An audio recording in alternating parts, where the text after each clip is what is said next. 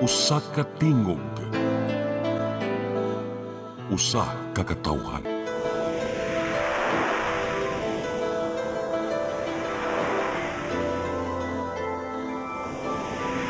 Cebu Catholic Television Network.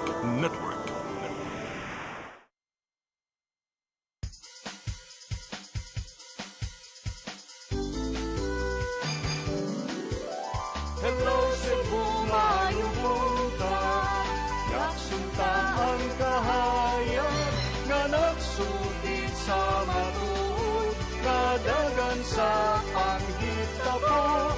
Hello Cebu, maayong buntag Pinoy.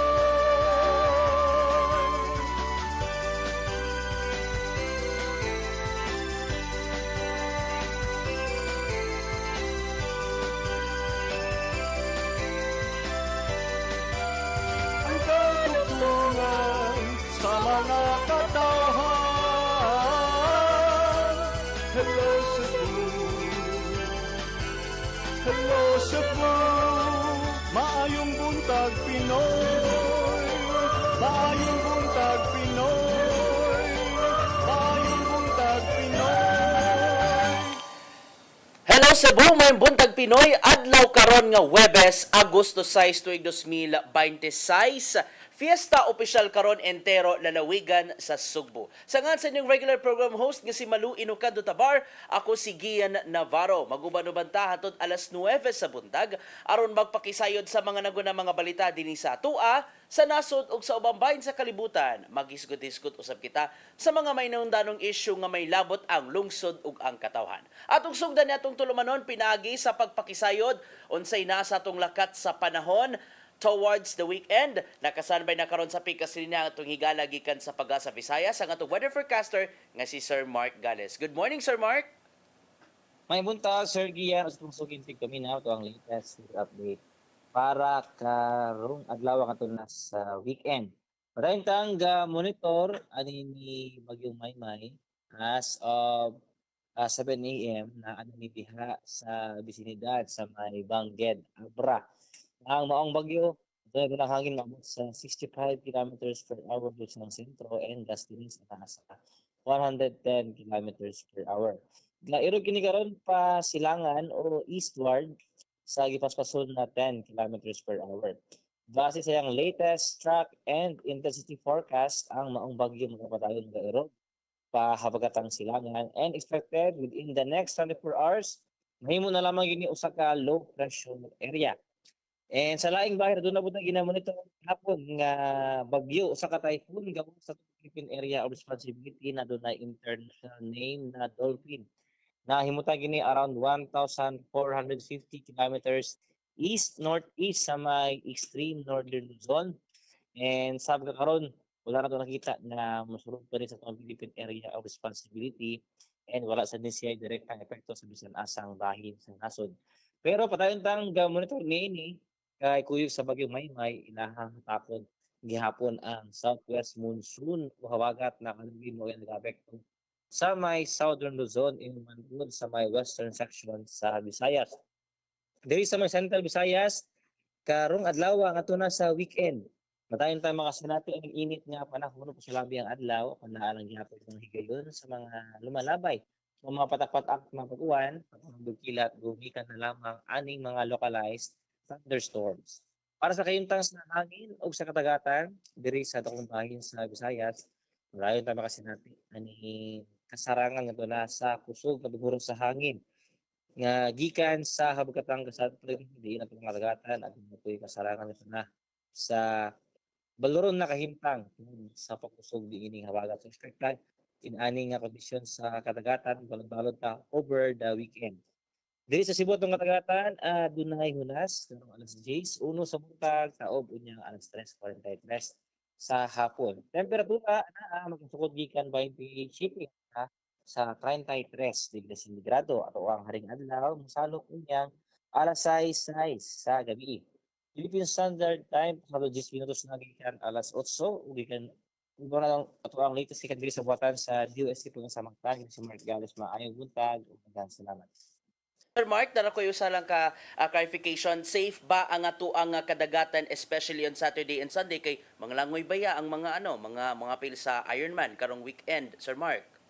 Balot-balot sir ang ato ang kadagatan and I think dili siya nakakalma pero sa ato ang Ironman ata naramay do sa coastal I think dili na siya naka-hazardous pero kuya sir gyapon no dili siya ngay pipensaan kay dili gid nakakalma atong dagat sir. Alright. Dahil kayong salamat, Sir Mark Gales, o good morning ninyong tanan diha sa Pag-asa, Bye, Visayas. sir. Alright, inyong nadungog si Sir Mark Gales gikan sa Pag-asa, Visayas. So we're expecting good and hopefully favorable weather this coming weekend kay lagi mga botman ang ato mga triathletes alang sa Ironman nga himuon sa Lapu-Lapu City this coming weekend. Alright, ato nang sutaon unsa na yung mga latest nga mga balita nga napatik sa mga front pages sa nagkadaiyang newspapers dinhi sa lokalidad ug sa national. Atong sutaon unsay front page karong adlaw sa Sunstar Cebu, sa Sunstar Daily, review PWS Cebu's permit.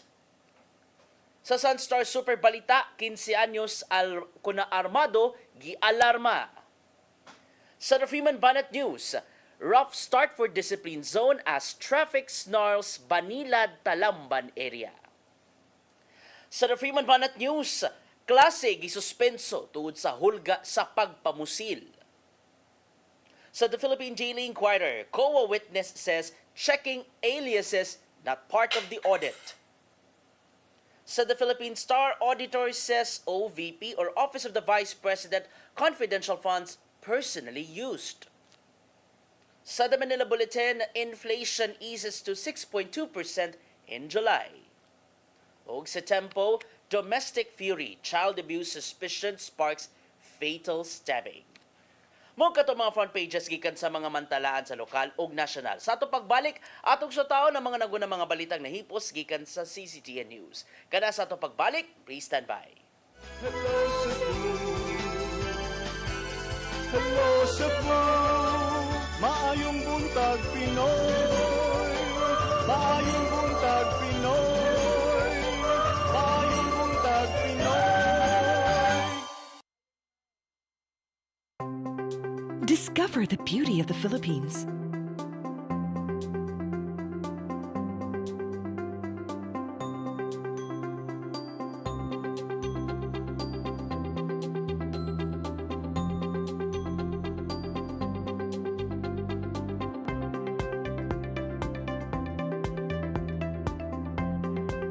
With Philippine Airlines, the country's flag carrier.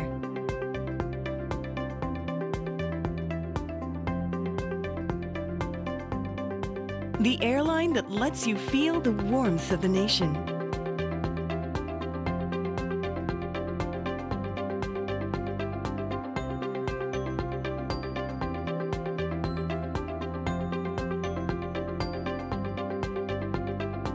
Mabuhay!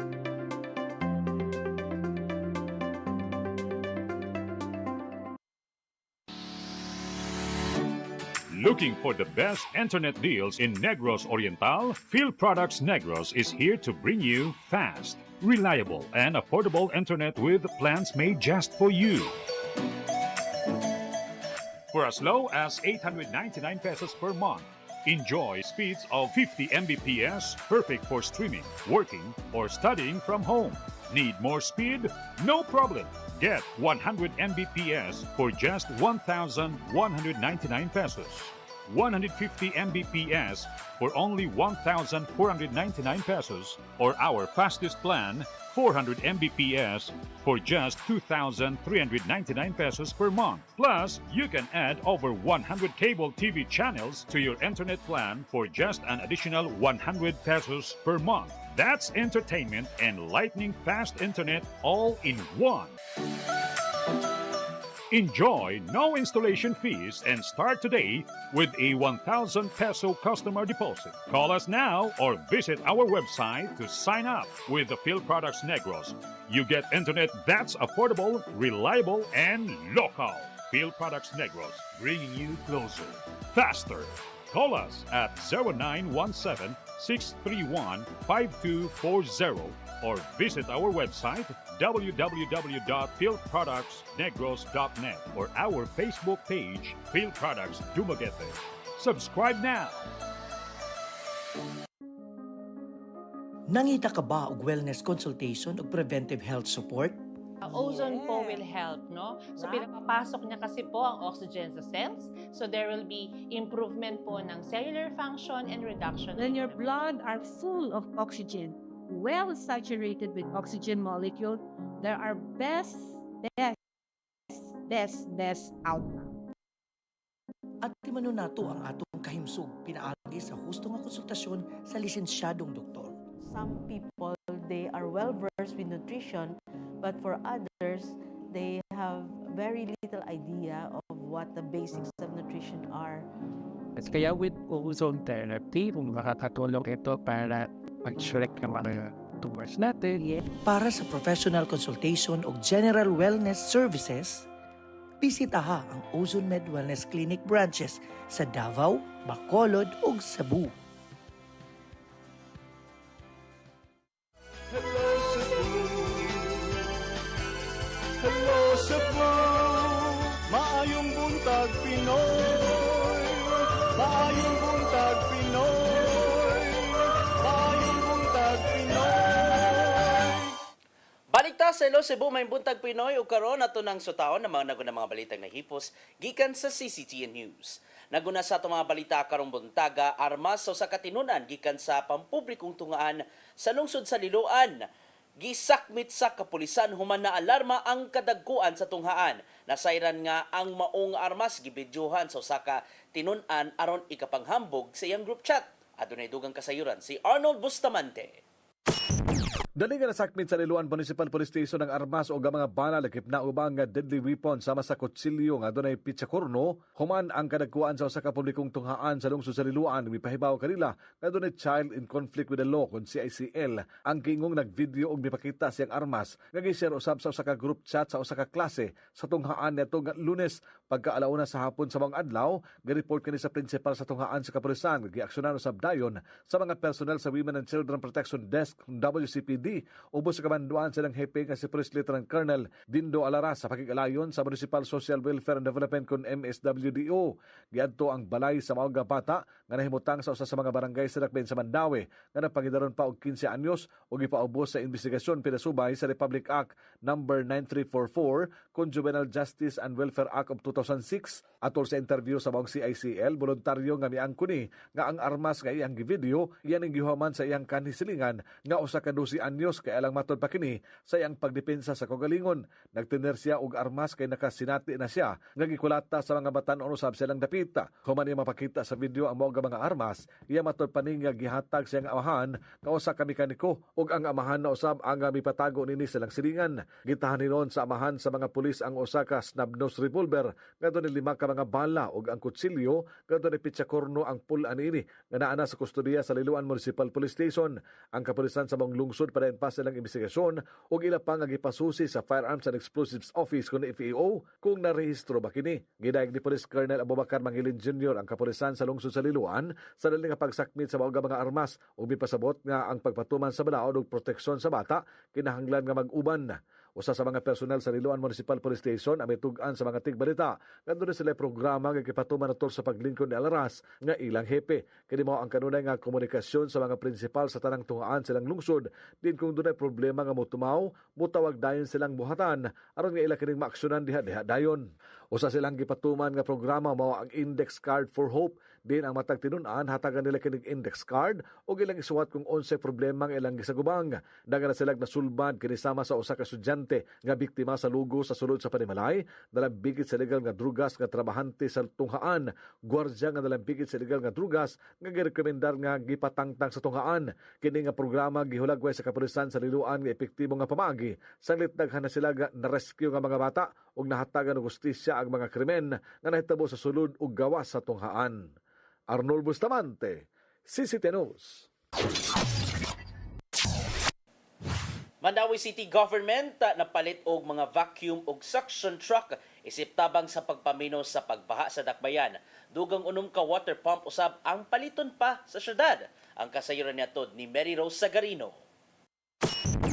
Gilaumang madawat karong buwana ang gipalit sa syudad sa Mandawi nga duha ka mobile suction truck samtang sa Setyembre ang duha ka vacuum truck. Giproseso ang pagpalit ni ini pipila ka buwana ang nakalabay. Gamiton kini sa pagpasuyop og tubig tinguhang makatabang nga daling mohubas ang pagbaha. Gawas ni ini gikatakda usab nga mopalit pa og unom ka submersible pump ang syudad tabang gihapon sa pagpahubas sa tubig. Kini ibutang sa mga cluster barangay. Ikuha na to na i-preposition para di na sa magkakot-hakot inig naibaha. Kwaon pagikan sa CDRMO dadon dito. So mag-purchase ang city mga 6 to 8. Pato di Maligon nga mohangyo usab sila sa Department of Public Works and Highways aron makapahigayon og dredging operation. Hilabi na sa sapa sa Tipolo nga nakaapekto sa barangay Gezo ug Mantuyong. Tinguha nga gilayong mapahubas ang tubig kung adunay pagbaha aron dili makahatag og perwisyo sa publiko. We just have to manage. One of those management is kanang paspas and drain. Paspas and drain by using all this equipment. Of course, padayon gyapon ang mga engineering intervention pag desilting, dredging sa mga sapa, sa mga drains o kana ongoing raw nga trabaho sa export. Pato di Maligon nga nagpadayon ang mga flood control project nga gipatuman sa DPWH sa barangay Banilad ug Tipolo. Aduna usab mga proyekto nga gipatuman ug gipunduhan sa syudad.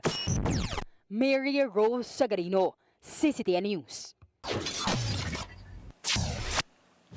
Update sa napadayon nga impeachment trial kang Vice Presidente Sara Duterte diin ang Office of the Vice President wala ni hatag og official receipts aron pamatud-an giun sa paggamit ang 125 million pesos nga confidential funds. Kini ang dugang pagsaysay gikan sa kanhi state auditor human sige paubos sa cross-examination. Ani ang dugang kasayuran. Gibutyag sa witness gikan sa Commission on Audit nga wala ni hatag og opisyal nga mga resibo ang Office of the Vice President sa ding giliquidate ang 125 million pesos nga confidential funds netong 2022. Si ding cross-examine si Attorney Roderick Wamil sa Senate Impeachment Court. Gisaysay niyang nakahatag ang OVP ug Department of Education og 849 ka mga acknowledgement receipts sa ilang liquidation report. Kini na ang labing unang gigayon alang sa kanhi state auditor gikan sa COA Intelligence and Confidential Funds Office nga gigamit sa maong buhatan ang maumatang sa resibo. Gimanduan ng daan ng mga ahensya nga motuno silang supporting documents sama na lang sa envoy o official receipts aron pag-liquidate sa ilang mga gipanggasto. Ang wording po kasi nung 8.3, Your Honor, failure to liquidate. So failure, kasama po doon yung failure to submit the documents. Hindi po kasama yung failure to pay kung ano man po yung dinedemand. Nakalagay po doon, failure to liquidate upon demand. Yes po. So ang sinasabi po doon ay isabit yung complete documents with the ICPAW. Gisubay sa managlaing habig kung giun sa paggamit ang confidential funds ni Vice Presidente Sara Duterte. Nasuta usab nga gigamit among pundo aron makapalit og tambal isip reward. Kini ang nimong tanhaga ni Senador Risa Ontiveros sa ding gipangutanan niya ang taga-COA. Sa kaso po ba ng OVP at ng DepEd, nakapagbigay po ba sila ng mga kompletong dokumento at resibo na hinihingi ng COA? Ang tanging period lang po na, sa pagkakalam ko na mayroong documentary evidence of payments based on may stay sa ICFAO o yung fourth quarter of 2022. At based po dun sa kanilang documentary evidence of payments for that period, wala po silang sinamit na official receipt or sales invoice. Tanging mga acknowledgement receipts lang po. Tungod dini, nakita sa House Prosecution nga angayang kabalakan sa mga informants sa OVP ang nimong pamahayag ni Wamil. Sa laing bahin, gibasura sa Korte Suprema ang petisyon sa kampo nilang Vice Presidente Duterte nga nagkwestiyon sa gimong impeachment proceedings sa House Committee on Justice. Matod sa giluwatang desisyon nga nahimong moot and academic ang mga isyong giduso, karong naana sa Senado ang bola sa impeachment trial human nga nadawat nila ang articles of impeachment gikan sa Kongreso. Gian Navarro, CCTN News. Lain-laing mga law enforcement agencies apil ang Department of Interior and Local Government walay nadawat gabisan unsang impormasyon kung nadakpa na ba ang pinangitang si Senador Ronald Bato de la Rosa. Gilagway noon kini sa Palasyo sa Malacañang nga pinuhatan lang day kini sa Picas Campo aron ibalhin ang atensyon gikan sa nagpadayong impeachment trial. Ang kasayron nito di Mary Rose Sagarino.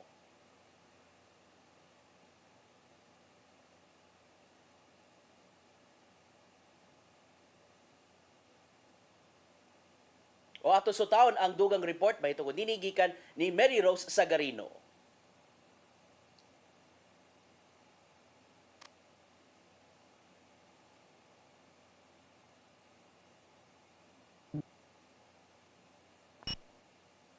Gihulagway sa Malacañang nga usa lang ka diversionary tactic gikan sa Pikas Campo kung kumpirmado ba ang giingong pagdakop sa pinangitang si Senador Ronald Bato de la Rosa. Matud sa mensaheng gipada ni Palace Press Officer Undersecretary Claire Castro nga puros kuwang ang pagpasabot sa mga gipangpo sa kaalyado ni de la Rosa bahin sa iyang gidangatan. Kini aron lang mabalhin ang atensyon sa publiko subay sa padayong impeachment trial kang Vice Presidente Sara Duterte. Maong giaghat ni Castro ang publiko nga i-identify ang klarong tinubdan sa mga gipangkatap nga impormasyon ingon man ang ilang motibo. Samtang hugtanong gitataw sa mga hingtungdang buhatan sa gobyerno nga wala sila nadawat nga bisan unsang kasayuran kung gidakop na ba ang maong senador. Mato ni Justice Secretary Frederick Vida nga wala pa sila nakuhang dugang impormasyon mahitungod sa nahimong operasyon sa puganting senador. Wala usab na kadawat og report ang National Bureau of Investigation bahin sa gidangatan ni De La Rosa nga gipangita na sa International Criminal Court.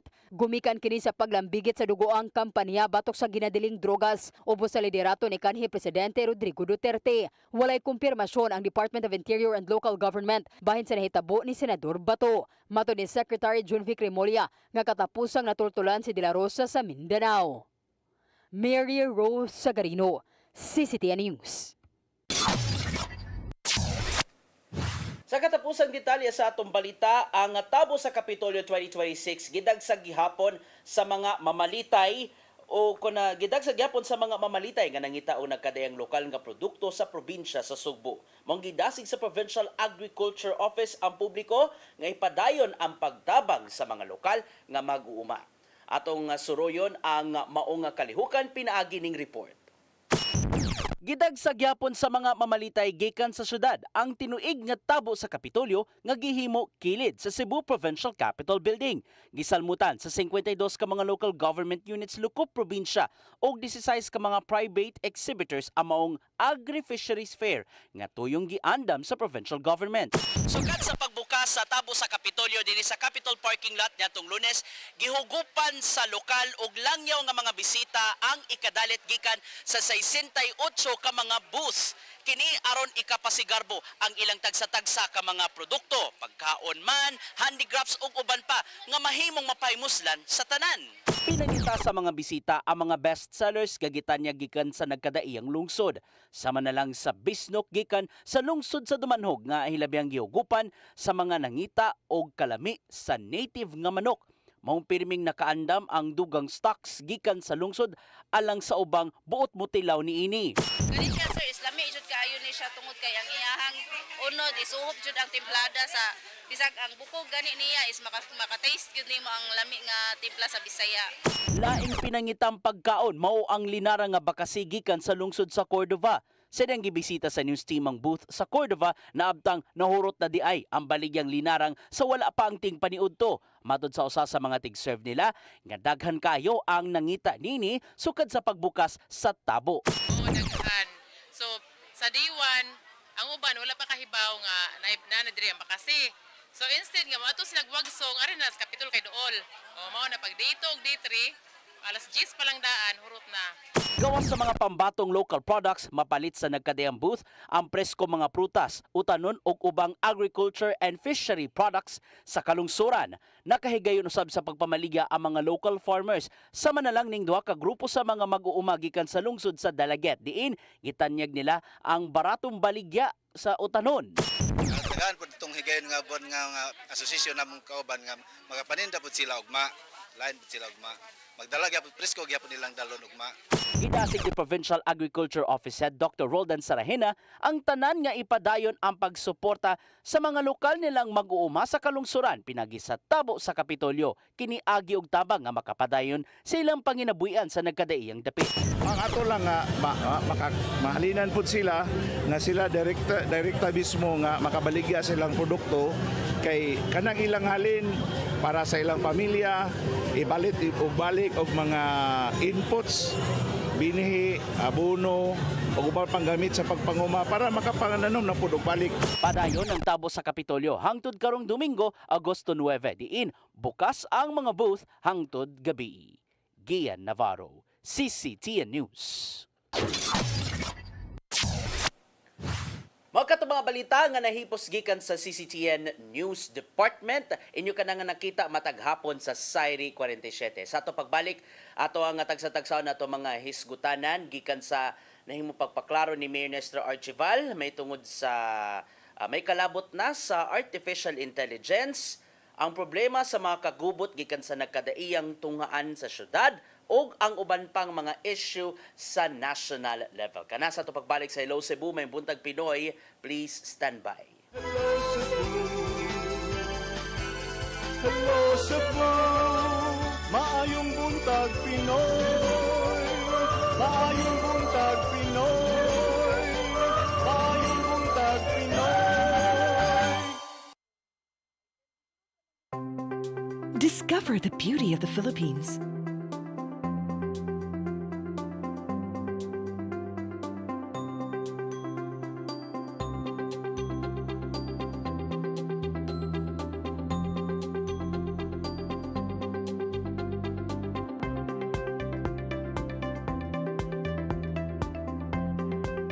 With Philippine Airlines, the country's flag carrier.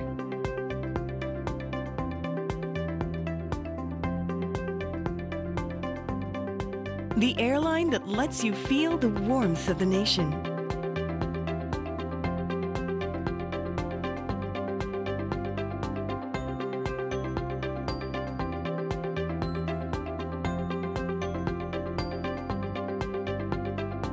Mabuhay!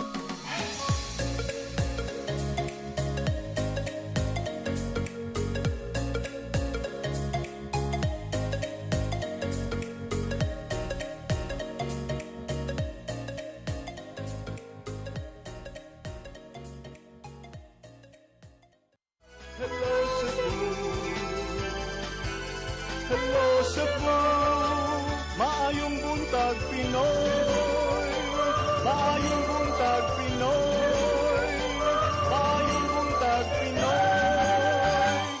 Balik ta sa Hello Cebu, may buntag Pinoy sa ngansin ng regular program host nga si Malu Inocando Tabar. Ako si Gian Navarro. Sa ako nagkikingon sa ato nga intro kaganiha nga wala tay klase karong adlaw. Piyesta opisyal sa entero probinsya sa Sugbo kay atong gisaulog ang ika-457 nga kasumaran sa founding anniversary sa lalawigan sa Sugbo. So 457 years old na ang usa sa mga labing karaang lalawigan lukop Pilipinas na pahinog na gyud sa kasaysayan maong ingana na lang gyud kabongga ang probinsya. Kay pesta opisyal man ron, way klase ang mga bata, way trabaho sa mga opisina sa gobyerno, pero alang sa mga mo-duty karong adlaw, apil na kita kami mga sakop sa media, special working holiday man ron, so plus 30% sa ato ang inadlaw nga sweldo. Base ka na sa gipatuman nga holiday rules gikan sa Department of Labor and Employment. So doon ay giandam nga daghang mga kalihukan for today, sugdan sa Santos nga misa alas 9 sa buntag, unya na ay kumbira sa mga empleyado nga himuon sa isig ka departamento sa Kapitolyo. So happy 457 years sa probinsya sa Sugbo. Mabuhi ang Sugbo. Alright, unsa na ito pagkaingon nga mabuhi ang Sugbo kung lisod kay ta mo advance, kung isgutan in terms of technology nga makatabang sa pagpalambo. Unsa man din yung pagkaitabua nga human nga nakabutyag si Mayor Nestor Archival, may tuod siyang panahon sa Pax Silica. Daghang mga netizens, including those so-called environmentalists, ang nakauyon or niisa ang ilahang kilay may tungod sa pamahayag ni Mayor Archival. Tungod nini, nakapost gid siya kagabi sa iyang dugampang pagpaklaro may tungod sa Pax Silica.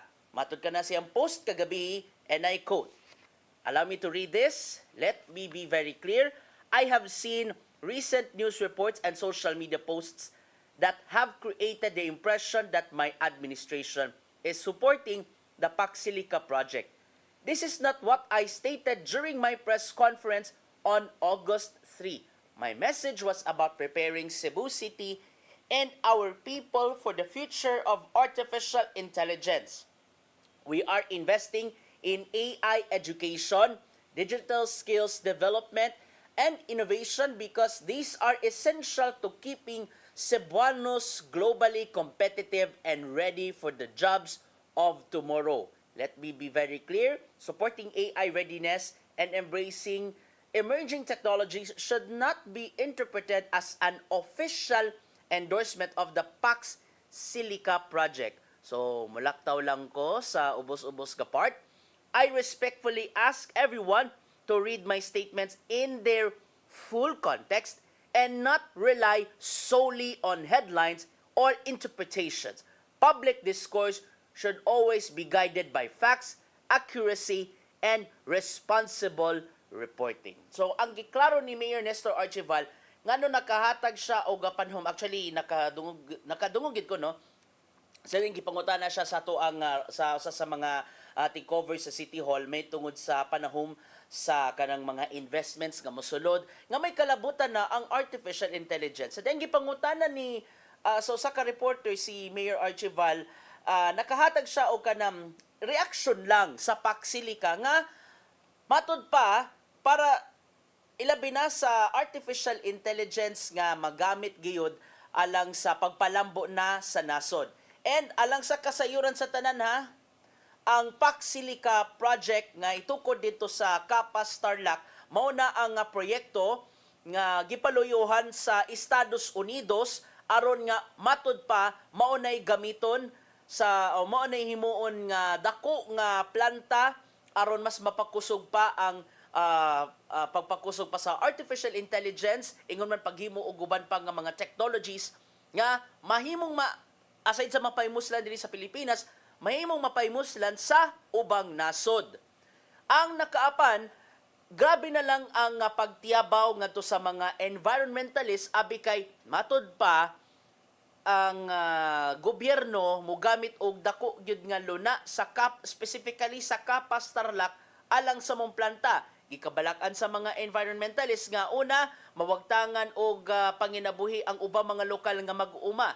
Given nga paliton sa mismong tagtungod, paliton sa project proponents ang dakong yuta diya sa Kapas Tarlac alang sa paggamit sa mao nga proyekto. And salig manusab ang gobyerno sa Pilipinas nga mogamit ang maong paksilika o kaugalingong tinubdan sa kuryente o tubig aron himuong semiconductors sa maong planta. Hinungdan nga gikabalakan sa mga environmentalists, including the so-called environmentalists and those walay lingaw nga mga netizens nga lagi makaguba man sa palibot. Diba? Nakaingon na lang ganing sa mga netizen nga, kumupabor unta sa paksilika, may pa ang gamit isuyop katumbaha sa syudad sa Sugbo. Hinungdan nga, tungod sa paghatag lang og panahon ni Mayor Archival, nakasaway gani si Konsehal Joel Garganera, nagkanayon nga, una pa kamuhatag og kanang pagtagad sa artificial intelligence, solbaron una ang uban pa mga problema sa syudad. Sama na lang sa grabe nga pagbaha og ang walay kahumanang problema sa basura sa syudad. So inaut-unta nga ang katawhan nin tao before pa mo tiyabaw or mo underlog kalit sa unsa man nga mga emotion, manigingon nato maninakalisod kung pataka dalag sabot og statement without reading between the lines. Anyway, natunga naman good ang diskusyon sa publiko. Even diri sa Visayas and Mindanao, nagtunga naman gani ang ilang mga reaksyon may tungod sa Pax Silica project nga itukod ngadto sa gobyerno. Pero hinaut-unta nga kung tiunay gid ang national government and including those local officials nga musuporta or niuban pa nga ni suporta sa Pax Silica, hinaut-unta nga barugan gid sa gobyerno ang gipakita, especially the national government, ang gitinguhang nga transparency sa mga proyekto. Ilabi na ang paggamit og tinubdan sa tubig o ang paggamit sa mamahimong tinubdan sa kuryente. Nga unta, kadugayan, dili mo resulta sa dugang pang mga problema nga basin onya og abi na kog ang taga-Tarlac may ma-experience anang problema basin maamong ang entero Pilipinas. Sinautunta nga samtang sayo pa, husayon ang angayang husayon kung ang seryoso ang gitinguha sa gobyerno nga i-advance pa ang pagpalambo sa nasod pinaagi sa artificial intelligence. Labi na nga sa pagkakaroon daghan ng mga tao ang nagsaligron sa artificial intelligence. Ako, I even use kanang di ba kay kumailigon ana nga ChatGPT. Ato ra gyud ko sa Gemini. Gemini is sa Google ni siya. Well, magamit pang gyud siya especially kung mag-fact checking, kung maghimuog quick research. Well, gamit ba yan ang kanang mga artificial intelligence nga tools, magamit ba ya especially kami mga reporters alang sa pag-fact checking sa mga nakuha nga mga impormasyon and background check sa kung unsa man nga mga issues or mga concerns sa usa ka dapit. Pero hugtanong gikampanya and ako sa ako nga personal nga dili ipalabi sa tanang panahon ang paggamit sa artificial intelligence. Ilabi na nga lisod dagit kaayo kay nakita ba sa research nga lain ang mamahimong cognitive or lain ang mamahimong itsura nga utok bitaw sa nagsaligra gyud sa artificial intelligence kumpara sa tao nga naghago gyud sa paghimo sa bisan unsa mga butang, be it the social media posts or uban pa kay ang uban pa mga tao ron mogamit naman gyud kusog naman gyud mo gamit og ChatGPT in making publication material sa social media, even sa paghimo og mga kanta og sa uban pa nga mga content nga makita sa social media to the point nga nasamo kanta sa gitawag nato nga AI slap. Sinaut-unta nga samtang init pa ang issue sa Pax Silica ato ang lantawon ang angayan nga lantawon og kita mohunong sa panawagan nga transparency nga nasa gobyerno kung the moment nga seryoso ang national government or the Philippine government sa pagpursu sa mga proyekto. Nga unta, di mo resulta sa grabing pagguba sa kalikupan. Alright, lakang tasa or labang tasa lain nga hisgutanan, pastilan, no? Lately na lang, sa gunso na lang ang mga nangitabo nga mga insidente dinhi sa Dakbayan sa Sugbo and even sa ubang bahin sa nasod. Gani sa to ang newscast kaganihan, no? Ang number one story kaning report ni Sir Arnold Bustamante nga diyo sa katinunan nga nagtinir og armas de fuego. Unya man iyang gi-share nga to sa group chat sa social media nga mo'y nakapakuyaw sa mga kadagkuan and nakapatroma sa mga classmates. Oh, dapay usa kaning sinukmagay dito sa dito sa Barangay Talamban diin tungod lang sa bullying, ingana na lang yun ka grabe, ingana lang ka violente ang pagsinukmagay, gani, nakatawa, yan lang na nagkatawa ang nagkuha og video, nga may gikabalakan sa mga uploaders. And sa gunson usab ang mga security threats nga gipadala either sa personal message or sa gipost sa Facebook. Sama na lang sa naitabo sa UC Banilad Campus, specifically katong sa senior high school building, diin, nagpost diin nang hulga gyud ang usa sa mga tinun-an nga to sa usa ka faculty member, although wala man gi-specify kung pusilon ba or pumbahon ba. Pardon me for these terms, trigger warning lang.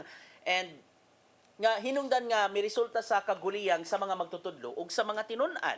O dito gani sa Bukirang Bahin sa Cebu City, giyano-yano lang nga post nga manghudlat sa iya kunong pampamatyon maligi ni nakapait. Hinungdan nga ang Cebu City Council nihimo og lakam. Pinaagi sa privilege speech ni Konsihala Pastor June Alcover, diyan gisaysay ang mga nahiaguman sa matag tinun-an. Hinungdan nga ilang gipakita or ilang hinungdan nga muhimo sila og legislative interventions kana pinaagi sa pagsubay sa kasamtangang mga balaod whether sa national or sa dakbayan sa Sugbo nga may labot ang pagpanalipod sa mga batan-on kaning juvenile justice law, kaning anti-bullying ug uban pa nga mga balaod nga may makapanalipod ngadto sa mga bata, ilabi na sa mga tinun-an ug sa mga eskwelahan.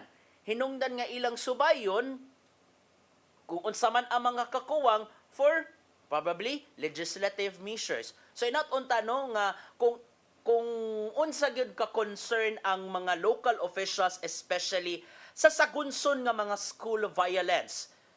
I guess less than a month or more than a month no ang nakalabay human sa nitabong pagpamusil dito sa Tacloban City. So inat-unta nga ang ato mga local officials seryoso gyud, dili ra kutob silang slogan, dili ra nga naman gid ang papel basta mag-privilege speech, di ba? They have their free will to say whatever they want to say. Ilabi na sa kung unsa man nga mga concerns sa naso. Di natuta nga dili ra kutob sa privilege speech, tinud-on gyud, and I hope nga the soonest as possible makahimo sila og mga legislative measures kay ang konseho, especially ang tulo ka mga komitiba, committee, sa Committee on Education, Committee on Youth, o Committee on Peace and Order, nga makasubay kung sabay mga kakuwang, and makakuha sila og mga inputs from the police, from the barangay officials, and from the Department of Education City Division, specifically Cebu City Division. Nga unta, makahimo og dugang pa nga mga mga ordinansa o ginatunta nga kuno galing maduso nila kini the soonest as possible pahugtan pa o nya hatagig ngipon ang mga balaod nga mo'y makapaproteher nga to sa mga bata. Ilabi na nga nagkagrabe na ron ang problema sa school violence gumikan sa nagkagrabe nga sa nasabtaning mga advanced technology kung unsa na lang ang mga nakita ron sa social media. Well, tunta nga ang ato ang mga local officials, they put into consideration nga dili lang yes, given naman sab nga dili lang trabaho sa gobyerno, and then usab nga mas maauhag gid nila ang mga ginikanan ilabi na sa mga mga ginikanan nga super duper busy kayo sa ilang tagsa-tagsa ka mga responsibilidad nga unta, di nila kalimtan ang welfare nganha sa ilang mga anak. Kay sa tinud-anay lang, 'di ba? Sayon man gud kayo nato i-blame kung ugaling kung nay si Bokori na ito may tabo sa kabata, 'di ba? Yan na lang nato og blame ang ginikanan, no? Especially kato mga napasagad. So this comes to show nga ang mga ginikanan nandiyo dako nga responsibilidad alang sa pag-atiman o pag-amuma sa ilang anak. Gani nagkanayon si ang usa sa mga ni uyon sa nahimong privilege speech ni Consiel Alcover mo si Consiel Francis Espares di nagkanayon siya during the barangay assembly dito sa barangay Kiot nga ang ginikanan mismo sila mismo may una nga mo subay or unang mo pa tigbabaw sa saktong pagdisiplina o pag-amuma sa ilang mga anak. May una, by checking kung unsa man ang iyang mga dala, o ikaduha, pagsubay sa kung unsa man nga mga content nga iyang nakita sa social media. And speaking of pagsubay unsay content sa social media, in fairness sa to mga local government units, not only sa lungsod sa Dumanhog, even ang Konsolasyon, even ang lungsod sa Konsolasyon, at least ilan ang gitun-an kung ang ngayon pa bang pahugtan ang paggamit og social media nganha sa mga bata. Okay, going back sa kaning suliran din sa syudad, kaning sa school violence, nga aside sa speedy investigation, speedy investigation sa mga otoridad kung kinsa man ang nagpaluyo sa maong matang sa pagpanghulga o ginaut-unta, subsub ang pag-atiman o subsub ang mamahimo nga mental intervention nga ihatag gikan sa DSWS, even the Department of Social Welfare and Development 7. So inaut-unta nga tutok kayo ang naisgutang mga ahensya alang sa pagsubay sa kahimtang sa mao nga bata, especially kung unsa man ang naa sa iyang kasing-kasing, especially kung unsa man nga mga problema nga nagdagan sa iyang unahuna o nganong nisangput man sa ing-anang matang sa violente nga pagpanimaos. So it all comes to show nga kaning ingani pagsulbad sa problema sa school violence, it would take the whole village. Tinamangay gyud ang mga local officials, ang mga hingtungdang ahensya sa gobyerno, ang mga tinugyanan sa balaod, mga magtutudlo, education sector, o ang mga ginikanan kumahimo tinabangay gyud sa pagsulbad sa maong matang sa school violence o pag-amuma ngadto sa mga bata. Kini aron magpabilin magpabilin gyud ang tinguha nga ang eskwelahan mamahimong luwas nga dangpanan ngadto sa mga estudyante. Okay, labang ta sa laing issue arita sa national level, ang pangutana, the million centavo question nga nagdagan karon sa hunahuna sa katawhan Pilipino. Nadakpan ba gyud si Senador Ronald Bato de la Rosa? Well, nitumaw ang maong issue nitumaw ang maong mga pagduda since Tuesday, if I'm not mistaken, Tuesday afternoon, in the middle of questioning ngadto sa Okay. Nitumaw ang maong mga pagduda or mga rumors sa tunga-tunga sa pagpangutana nganha sa ilang gikuha nga witness gikan sa Commission on Audit nga sa Attorney Roderick Wamil. Nagsugod gyud sa pagpost gikan sa mga kaalyado ni De La Rosa nga matud pa kanang grabe ilang kabalaka, it's a bad news kuno kung tinuod kuno na.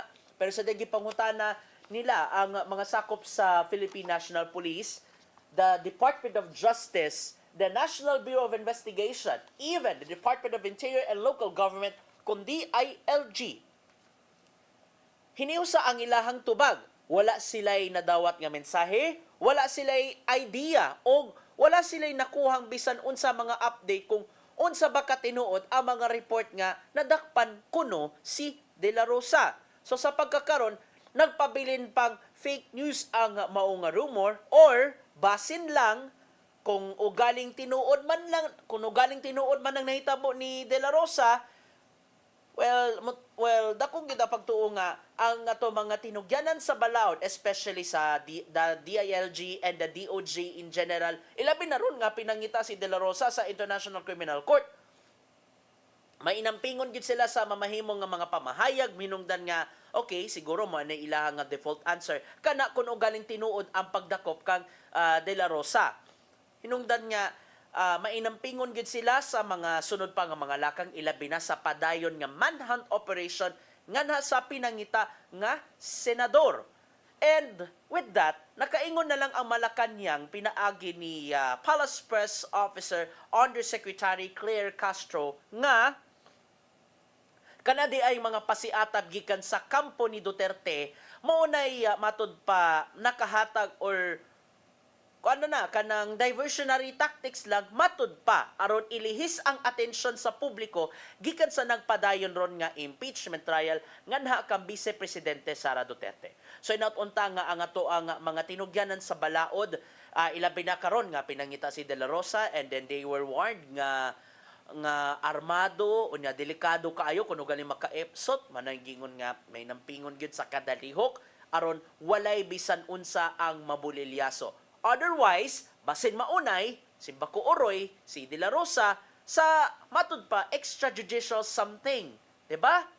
So, kung tinuod man gani, hinatunta nga makahatag, kung tinuod man na nga nahitabo nga nadakpan si Bato, hinatunta nga ang atong mga hingtungdang ahensya sa gobyerno, makahatag og konkreto o kompleto nga updates. Or kung di man gani na tinuod, hinatunta nga inatunta nga makahatag sila og dugang pa mga developments. Well, I do believe digid sila basta-basta makatelegraph silang sunod nga mga lakang aron matud pa walay mabulilyaso. Ilabi na nga nagbantay gihapon sa pagkakaron ang mga kaalyado ni Duterte. They're doing anything aron lang matud pa panalipdan ang angayan nila nga panalipdan. Alright. Gubikan kay nagamay na lang ang ato nga oras. Atong paminaon unsay giandam nato nga pulong og kinabuhi ni Tatay Dodong Nensua ning Urasa.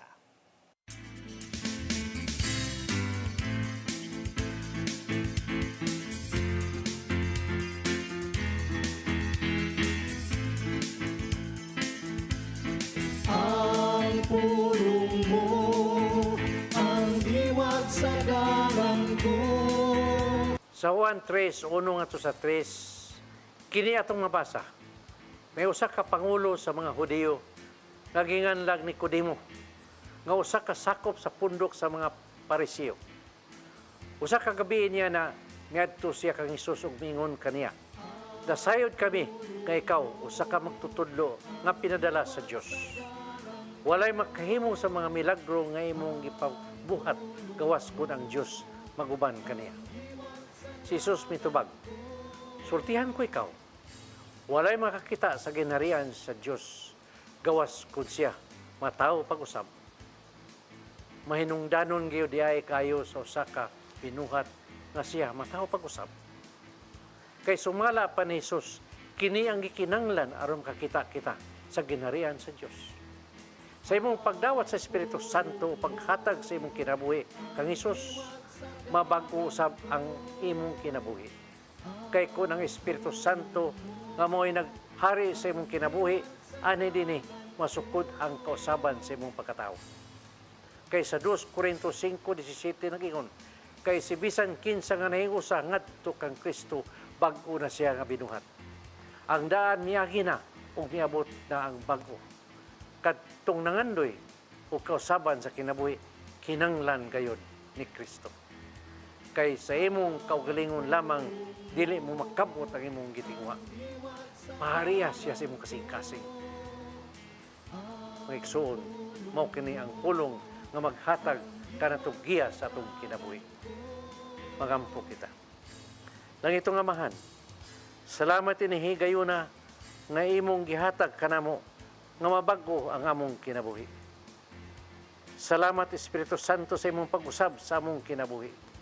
Una kami sa imong grasya sa tanang higayon. Nagkinanglan kami nga mag-uban kanunay sa maong paningkamot sa pagpuyo dinhi sa katarong. Usa, mahal nga Espiritu Santo, ayaw kami biyay dinhi nining kalibutan. Papuya kami kanunay dinha sa imong kasing-kasing. Amen. Ang samahan sa Anak sa Espiritu Santo. Ang pulong mo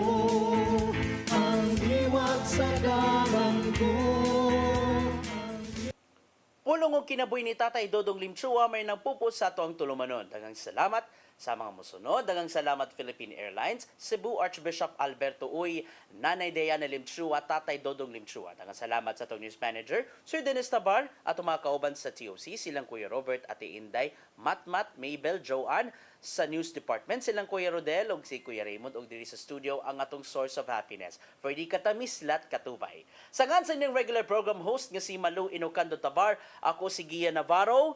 Enjoy sa ato ang enjoy sa kung sa man ang inyohang lakaw karong adlaw this holiday Thursday ug mag-amping ta sa tagsa-tagsa nato nga mga lakaw.